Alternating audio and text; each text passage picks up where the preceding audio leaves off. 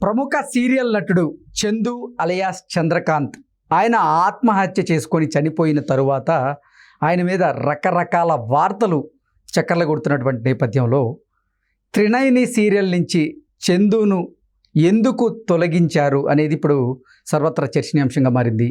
ఈ నేపథ్యంలో ఈ అంశం మీద మనకు క్లారిటీ ఇచ్చేందుకు ప్రముఖ సినీ క్రిటిక్ దాసరి విజ్ఞాన్ మనతో ఉన్నారు. ఆయనతో మాట్లాడదాం. విజ్ఞాన్ గారు నమస్తే అండి. నమస్తే. చందు గారు ఆత్మహత్య చేసుకున్న తరువాత రకరకాల విషయాలు వెలుగులోకి వస్తూ ఉన్నాయి ఆయన గురించి.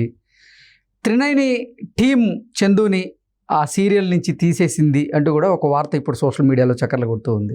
ఏంటి ఆ వార్తల్లో వాస్తవం ఉందంటారా? యాక్చువల్గా చెప్పాలి అంటే ఈ వార్తని వైరల్ చేసిన మనుషుల గురించి ఫస్ట్ మాట్లాడుకొని ఈ వార్త గురించి మాట్లాడుకుందాం.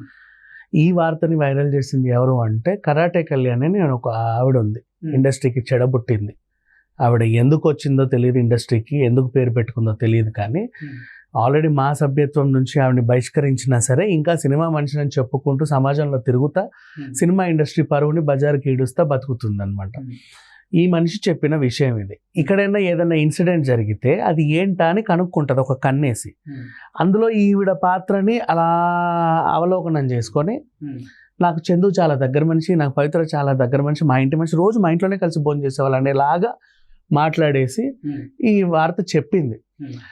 ఏమని చెప్పింది అంటే త్రినయని సీరియల్ నుంచి చందుని అందుకే తీసేశారు. ఎందుకు అంటే రోజు వాళ్ళ ఆవిడ సెట్స్కి వచ్చి గొడవ చేసేది, మా ఆయన్ని పవిత్ర ఏదో అంటుంది ఏదో చేసుకెళ్తుంది, నా నుంచి దూరం చేస్తుంది అని చెప్పి వీళ్ళ షూటింగ్ కూడా అవ్వకుండా, ఇప్పుడు షూట్ మంచిగా షూట్ అవుతుంది, వాళ్ళ ఆవిడ వచ్చి గొడవ చేస్తే ఆ రోజు షూట్ అంతా డిస్టర్బెన్స్ అందరికీ.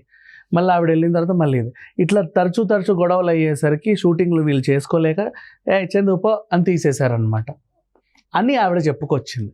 యాక్చువల్గా చెప్పాలి అంటే దీంట్లో ఏమాత్రం వాస్తవం లేదు.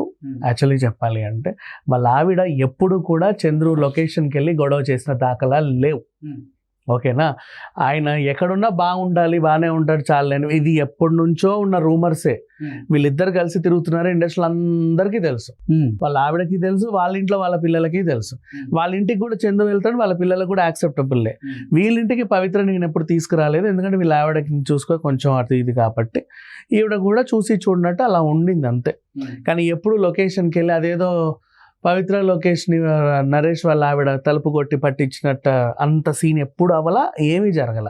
ఈమెకి ఎవరు చెప్పారో తెలియదు కానీ ఆమెకే అన్నీ తెలిసినట్టుగా అలా చెప్పింది. ఆ వార్త కాస్త ఇప్పుడు వైరల్ అవుతుంది.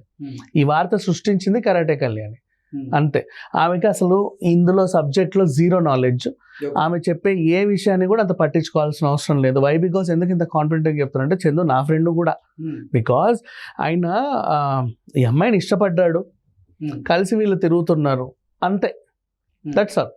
ఇండస్ట్రీ అంతా తెలుసు, వాళ్ళ ఇంట్లలో కూడా తెలుసు.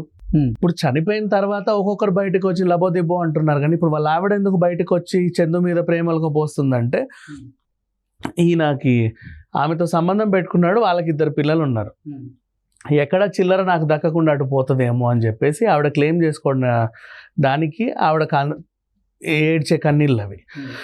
ఎందుకంటే 6 ఏళ్ళుగా నాకు తెలుసు అతనితో సంబంధం ఉంది, ఆవిడతో సంబంధం అంటే 6 ఏళ్ళగా ఏం చేస్తున్నావు అమ్మాయి నువ్వు? చనిపోయిన తర్వాత ఎందుకు బయటకు వచ్చావు? అంతేనా? 6 ఏళ్ళగా ఏం చేస్తున్నావు? నువ్వు ఎప్పటి నుంచో గొడవ చేయాలి, ఎప్పుడో విడాకులకు అప్లై చేయాలి, నువ్వు అడ్జస్ట్ అయ్యి ఉన్నావు అంతే. ఇప్పుడు ఇవన్నీ స్టోరీలు చెప్పొద్దు. అంటే నా భర్త తనతో ఉన్నా హ్యాపీగా ఉంటాడేమో అనే ఉద్దేశంతోనే నేను సైలెంట్గా ఉన్నాను అనుకుంది. అది ఆ విషయం ఇప్పుడు చెప్పాల్సిన అవసరం లేదు, ఇప్పుడు ఇంకా ఆయన మీద నిందలేయాల్సిన అవసరం లేదు. అండ్ అలా చెప్పిన ఆవిడ ఎప్పుడు షూటింగ్కి వెళ్ళి గొడవ చేయదు కదా. ఈవిడ చెప్పేది అన్ని అబద్ధాలే. అండ్ కరాటే కళ్యాణి మాటల్ని ఆవిడ అనవసరంగా ఏదో ఇంటర్వ్యూలోకి వెళ్ళేసి మైకులు వస్తున్నాయి కానీ ఏదో మొత్తం ఈ సిచ్యువేషన్ అంతా ఆమె కళ్ళ ముందే జరిగినట్టు చెప్తుంది. మరి త్రినయని సీరియల్ నుంచి చందు అలియాస్ చంద్రకాంత్ని ఎందుకు తీసేశారు అంటే తీసేశారు అని ఎందుకు అనుకోవాలి? ఆయన చేయకూడదని ఏం లేదు కదా, ఆయన కూడా చేయలేదని ఏం లేదు కదా. చందుకి యాక్చువల్గా ఏంటంటే కొంచెం వీళ్ళు ఇప్పుడు ఒక మనిషి 2 ఉన్నారు అంటే వీళ్ళ మధ్యలో ఎన్నో గొడవలు అవుతూ ఉంటాయి కలిసి ఉన్నప్పుడు, చిల్లా గొడవలు.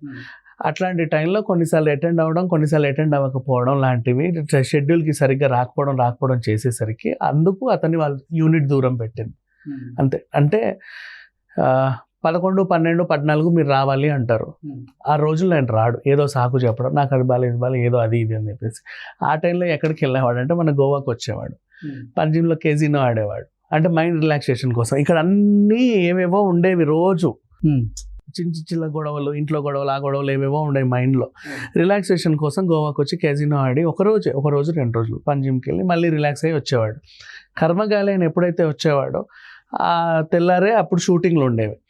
వీళ్ళిద్దరు చిన్నగా గొడవలు పడ్డ టైంలో రేపు రోజు నేను నీకు కనబడను, ఫోన్ స్విచ్ ఆఫ్ చేసి ఎక్కడికో వెళ్ళేవాడు ఆమెను కంగారు పెట్టడానికి.